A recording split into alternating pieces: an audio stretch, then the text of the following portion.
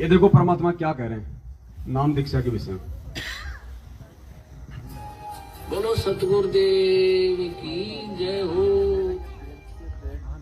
तो भक्ति के लिए तो संतों ने बताया है, सदग्रंथों में भी यही लिखा पाया है कि भक्ति के लिए जब भी बच्चा 3 वर्ष का हो जाए, बोलने लग जा,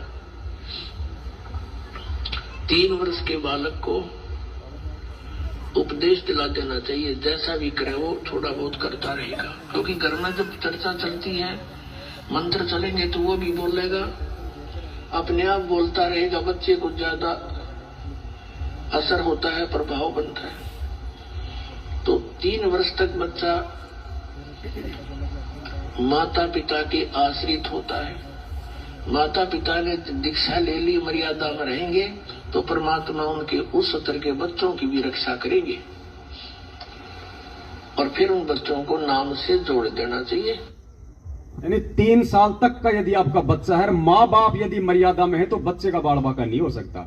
और 3 साल के बाद आपके बच्चे का संस्कार काम करेगा। यदि आपने उसको नाम से या संकल्प से नहीं जोड़ा तो आप चाहे फिर कितनी मर्यादा में रहो, 3 साल बाद उसका संस्कार काम करेगा। ये मालिक का विधान है। तो 3 साल के बाद यदि बच्चा हो जाता है और आप उसके साथ खाना खाना चाहते हैं थाली में, तो आपने उसको संकल्प या नाम दीक्षा दिलवानी पड़ेगी। और नॉर्मली चाहे बच्चे ने उपदेश ले रखा या नहीं ले रखा है, आप जिन्हें अगर आपके घर में यदि थालियां हैं, यदि सारी व्यवस्था है, तो भगत जी ये झूठा प्यार प्रेम है कि एक थाली में खाने से कोई ज्यादा प्यार प्रेम बढ़ता है, ऐसा कुछ नहीं है। हमने इन धारणाओं को हमने तोड़ना पड़ेगा। पहले देखते थे हम छोटे छोटे थे, जब हमारे चाचा चाची आपस में एक दूसरे के मुंह में टूक दिया करते थे, अब उससे क्या प्यार बढ़ जाएगा। शाम को पी के दारू और उसके 4 मारता था, वो दिन में उसको खाना खिलाया करता था, ये प्यार है क्या। तो हमने इन चीजों को भगत जी थोड़ा सा साइड में रख के परमेश्वर के ज्ञान आधार से चलना पड़ेगा। और कोई बात लिख के लाया भाई पूरी लिस्ट। बहुत अच्छी बात है परमात्मा की। जब हम जैसे अपने भक्ति करते हैं, गुरु जी सत्संग बताते हैं कि हम अपने ही पुण्य से मतलब देव बनते हैं, महादेव बनते हैं, स्वर्ग महास्वर्ग में जाते हैं, तो हम ऋणी किस प्रकार हुए, ये लोग मन पसंद करते हैं। मतलब थोड़ा सा सही बताओ खुल के, थोड़ा इसको पास में लो हल्का सा। कि मतलब जैसे हम सत्संग में बताते हैं गुरु जी के ना, हम अपने ही पुण्य से जैसे सदभक्ति करी कभी किसी जन्म में, तो हम देव भी बनेंगे, महादेव बनेंगे, स्वर्ग में जाएंगे, महास्वर्ग में जाएंगे। तो और परमात्मा ये भी बताते हैं कि ना काल भगवान आपका दिया हुआ मतलब भक्ति से किया हुआ पुण्य आप ही को देता है। तो हम ऋणी किस प्रकार होते हैं, तो मतलब भक्ति की आवश्यकता क्यों। देखिए, जब हम इस परमात्मा की शरण में आते हैं, कभी भी किसी भी समय या किसी भी हम देवी देवता की कोई पूजा भक्ति पाठना हम वो करते हैं, ठीक है। अगर हम इस परमेश्वर की शरण में हैं और यदि हमने किसी भी वजह से यदि हमने भक्ति छोड़ दी और हम पार नहीं हो पाए, तो जो भक्ति हमने की है उसका प्रतिफल परमात्मा हमें देगा। मालिक ने विधान बता दिया, आप जो 5 मंत्र जो ये प्रधान जो देवी देवता हैं, आपको इनके लोक में काल भगवान ऐस करवाएगा, देव महादेव बनवा देगा। सतनाम तक मिला हुआ है, तो ये काल भगवान आपकी जो सतनाम की जो कमाई है उसको नकली सतलोक में जो इसने 21वें ब्रह्मांड में बना रखा है, वहां पे आपकी कमाई खर्च करवाएगा। तो उस समय तो आप जी माला माल है। अब आप कहते हो कि फिर अमल की ऋणी कैसे बनेंगे, तो सतगुरु वचन को तोड़ने के चलते जो हम पार नहीं हो पाए, और मालिक का विधान है कि भैया धर्म तो धसके नहीं धसके तीनों लोग, खैर आयत में खैर है कीजिए आत्म पोख। तो मालिक का विधान है, आपने जो इन सत भक्ति मंत्रों की कमाई की है उसकी कमाई का प्रतिफल परमात्मा आपको देगा ही देगा। तो आप ऊपर के लोकों में गए, आपने जिन जिन देवताओं की जो साधना की, आपने जो कमाई की, वहां पे आप खाओगे, देव बनोगे, महादेव बनोगे, लेकिन मोक्ष नहीं होगा ना। फिर अपनी यहां की नीचे से हमने जो कमाई की है, गुरुदेव ने बताया कि ऊपर काल तुम्हारे को खाली कर देगा, फिर काल तुम्हारे को नीचे पटकेगा इस पृथ्वी लोक पे, फिर काल तुम्हारे को चक्रवर्ती राजा बना देगा, करोड़ों सेना मारोगे, फिर तुम कितने पाप करोगे, दारू के ठेके खुलवाओगे, बूचड़ खाने खुलवाओगे, आप राजा के कारण कितने जीवों की हत्या होगी, कितने लोग जो है नशा करके अपना मानव जीवन बर्बाद करेंगे, अपने परिवार में लड़ाई जो है वो झगड़े करेंगे, राजा का जीवन समाप्त। फिर आपको बना देगा वो कसाई, कितने करोड़ों जीवों की आपने गर्दन काटी, ऐसे फिर वो आपको वापस ऋणी बना देगा। और फिर आप उसी जीवन चक्र में जन्म मरण, यहां कमाया ऊपर खोया, यहां कमाया ऊपर खाया, यो अरहट का कुआ लोई, या गल बंध्या है सब कोई, कीड़ी कुंजर और अवतारा, हर हट डोर बंधे कई बारा। इस प्रकार से हमें ये ऋणी बनाता है। इसलिए परमात्मा कहते हैं कि गुरु वचन मत तोड़ो, अंतिम श्वास तक मेरी आज्ञाओं का पालन करो, मर्यादा में रहो, ये भक्ति करो और सदा सदा के लिए पीछा छुड़वाओ नहीं। यहां तो भाई ये अरहट का कुआ भगत जी ऐसे ऋणी बनाता है ये। जैसे गुरुदेव ने बताया कि तुम यहां से 20-50 हजार रुपए कमा के और बच्चों के साथ तुम चले जाते हो ऊटी, शिमला, मनाली, जब तक 50,000 रुपए तब तक तुम्हें होटल में रखा जाएगा। उसके बाद खर्च होते तुम फिर वापस अपने उसी क्षेत्र में आ जाओगे और फिर वही मतलब बैल की तरह तुम्हें फिर काम करना, फिर कमाओगे तो फिर कभी इच्छा होगी तो फिर जाओगे तुम फिर शिमला। ऐसे है भगत जी। कोई संशय हो तो भगत जी बोल देना, अगर समझ में नहीं आए हो, आत्मा स्वीकार ना करे तो। ऐसा नहीं है, कोई जबरदस्ती का काम नहीं है भगत जी। जितनी बुद्धि दी है मैं उतना ही समझा पाऊंगा, इससे ज्यादा नहीं है भगत जी। और बताइए। एक थोड़ी लास्ट वो जैसे आपने व्हाट्सएप पे पूछा था आपसे एक सवाल से शंका थी, अब दोबारा पूछो, मुझे मालूम नहीं इतना, वो दिमाग में निकल गया। वो जैसे कि गीता ज्ञान दाता जो कह रहा है 11वें अध्याय के शायद 47-48 श्लोक में जी कि ना मैं किसी के सामने प्रकट नहीं होता हूँ, जी न मैं जब से तब से किसी भी क्रिया से मतलब है ना किसी के सामने प्रकट नहीं होता हूँ। तो ये गीता ज्ञान दाता मतलब अर्जुन के सामने मतलब कैसे प्रकट हुआ, ये थोड़ा इसका जवाब भी जयराम भी बना लो धीरे धीरे।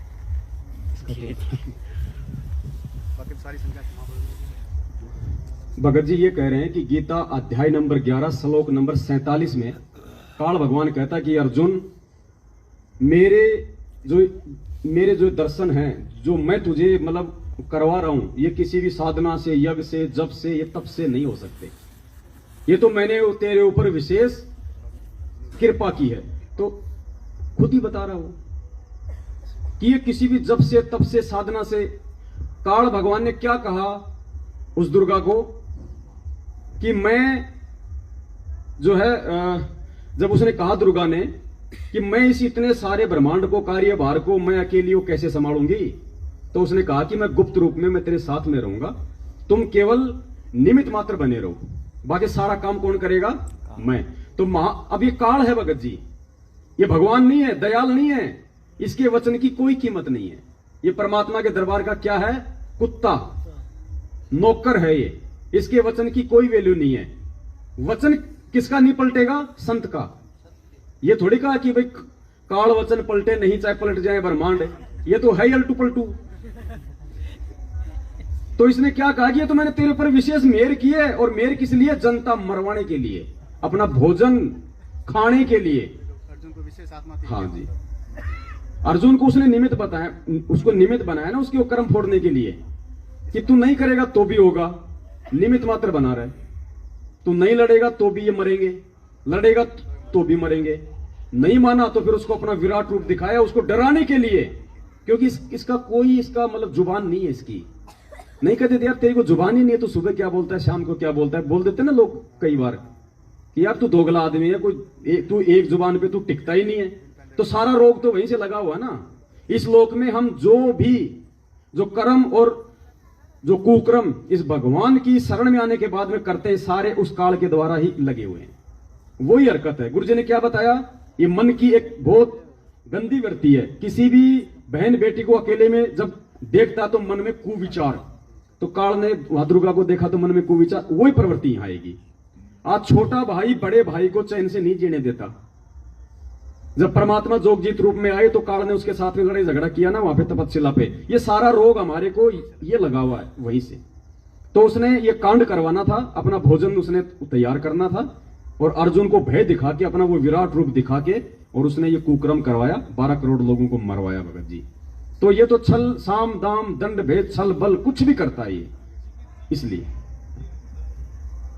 जैसे अभी आपने कल परसों 1-2 वीडियो में बताया था कि ना, जैसे कि हम वैसे तो गुरुजी के सत्संग के आधार से मतलब किसी घर अनुपदेशी का पानी भी नहीं पीना चाहिए, तो फिर है ना गुरुजी से शादी वगैरह में जाना कैसे अलाउ मतलब करते हैं, जैसे कि शादी जा सकते हैं आप, वहाँ का भोजन कर सकते हैं, तो ऋण तो वहाँ पर भी चढ़ेगा। बिल्कुल चढ़ेगा। तो उसका क्या इलाज है, मतलब उपाय?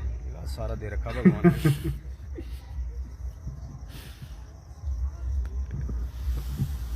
भगत जी कह रहे हैं, इन्होंने शायद किसी लाइव में या इन्होंने सुना होगा 2 दिन पहले की, तो दास तो वही बोलता है जो पूज्य गुरुदेव जी ने बोला है। मेरा तो कोई शब्द है ही नहीं, ना मुझे मालूम, ना मैं कुछ बोल सकता। जितना गुरुदेव भगवान ने हमें आध्यात्मिक पाठ पढ़ाया उसी हिसाब से बैठ के हम एक दूसरे के साथ संगति करते हैं। जैसे टीचर ने अपना पीरियड कंप्लीट किया, उसके बाद में लास्ट का एक पीरियड वो दिया करते थे सबको आपस में बैठ के डिस्कस करने के लिए कि टीचर ने जो पढ़ाया यदि किसी को समझ में नहीं आए तो आपस में एक दूसरे की हेल्प करो। तो ये साध संगति जो है ये उसी का एक रूप है। गुरुदेव ने 27 साल से हमें जो पढ़ाया, और आज गुरुदेव थोड़े समय के लिए शारीरिक रूप से आप और हमसे दूर हुए हैं, तो उनकी गैर मौजूदगी में हम भाई बहन आपस में उन्हीं के द्वारा उस पढ़ाए गए आध्यात्मिक सिलेबस को आधार बना के एक दूसरे भाई बहन को समझाएं जो नहीं समझ पाते हैं। तो भगत जी कह रहे हैं कि मालिक ने कहा है कि ये मालिक का वचन है भगत जी, कि किसी भी अनुपदेशी के घर का भोजन करने से, पानी पीने से भगवान ने कहा कि 3 लोक का भार चढ़ता है। कितने लोक का? तीनों लोक का भार चढ़ता है। और गुरुदेव ने एक सत्संग में जिक्र किया, आपने सुना होगा, परमात्मा ने कहा कि हम उसी घर का भोजन करते हैं जिस घर से हमारा एक भगत बन जाता है, तो हमारा उस घर में पाठ टेकने जगह हो जाती है। अनुपदेशी का परमेश्वर ने कभी अन्न ग्रहण आध्यात्मिक क्षेत्र में आने के बाद, तो परमात्मा भी तो एक भगत की भूमिका निभा रहा है। एक भगत कैसा होना चाहिए, उसके लक्षण क्या होने चाहिए, तो एक भगत की भूमिका करके परमेश्वर ने हमें समझाने के लिए ये एग्जाम्पल कोड किए।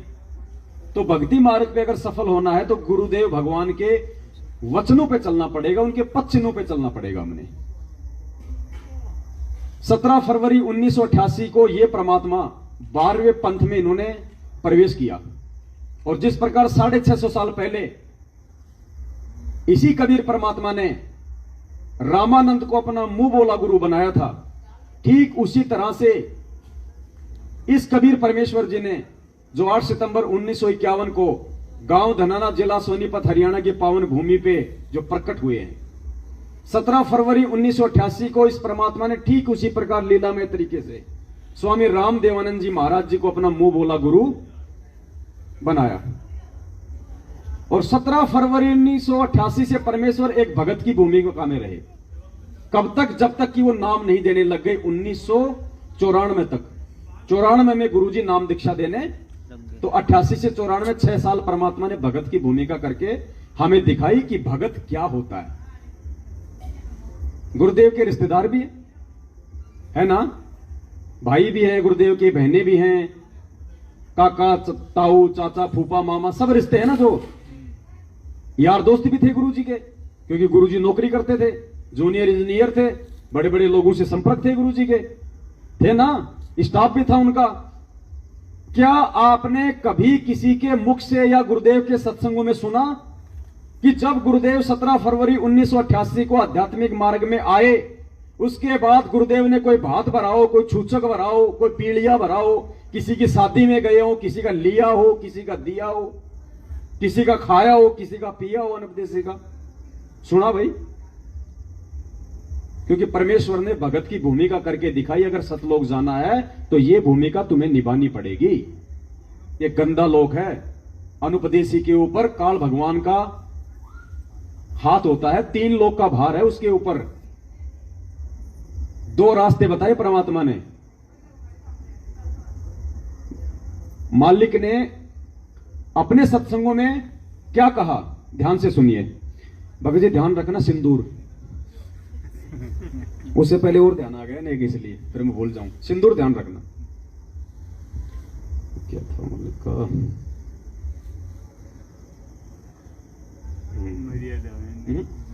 बात,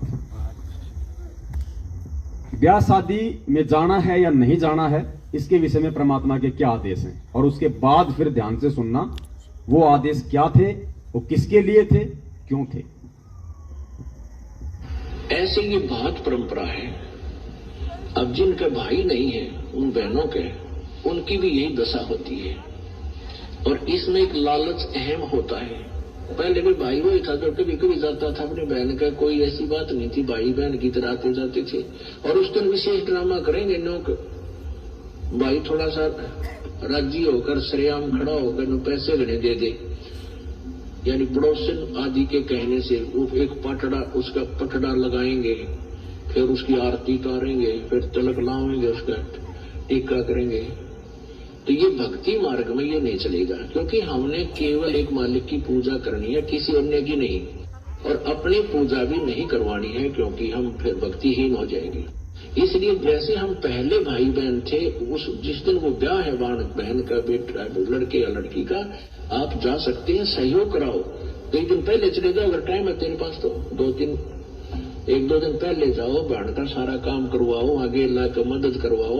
और मान लीजिए कोई पैसे की आवश्यकता है तो बहन को पैसा दो, 10-20 हजार की आवश्यकता उसको दे दो, एज ए लोन दो, क्योंकि उस पर कर्जा ना बढ़ेगा। फिर बहन धीरे धीरे उस पैसे को, मान ले जिसके पास ब्याह के पैसे नहीं है, ऐसे से मदद करनी चाहिए हमें। सुना, परमेश्वर ने अपने इस सत्संग में इजाजत दे दी कि आप जी अपने किसी रिश्तेदारी में, अपने किसी बहन के अगर कोई शादी है, विवाह है, आप वहां पे जा सकते हैं। 4 दिन पहले चले जाओ, समय हो तो उनका सहयोग करो, भोजन भंडारा बनवाओ, भट्ठी खुदवाओ, और एज ए लोन, उधार के रूप में आप उसकी आर्थिक रूप से भी मदद कर सकते थे। बहन को आवश्यकता है तो दे दिया ना आदेश। अब ये आदेश पुण्यात्माओं किन के लिए है? क्योंकि जब गुरुदेव सत्संग सुनाते हैं तो गुरुदेव ने कहा कि सत्संग सुनते समय पंडाल में पहली कक्षा का भगत भी होता है और सारनामी भगत भी होता है। तो वो ऑटोमेटिक उस बात को पकड़ जाएगा कि ये आदेश मेरे लिए है या ये आदेश किसी और के लिए। अब ये जो ब्याह शादी में जो जाने की जो छूट है, ये किन आत्माओं के लिए है? ये गुरु जी का दूसरा जो सत्संग आप सुनोगे तो आपकी समझ में आ जाएगा। अभी अभी हो रहा है क्लियर, हो जाएगा मालिक, आगे से नहीं जाएगा तो चलेगा। सुन लो भाई, मेरा काम केवल बताने का है, आदेश देने का नहीं है भाई। पति भरता और सुहेलड़ी सेवन अधिक अपार, पति भरता भाव नहीं ये चूम चटक सिंगारे।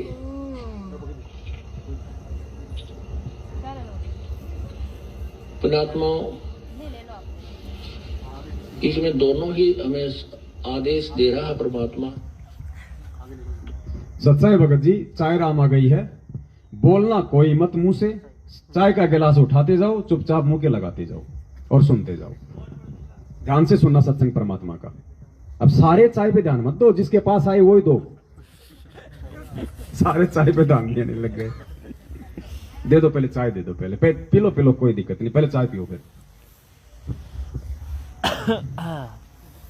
देखो बीच बीच में सारी चीजों की जरूरत है ना।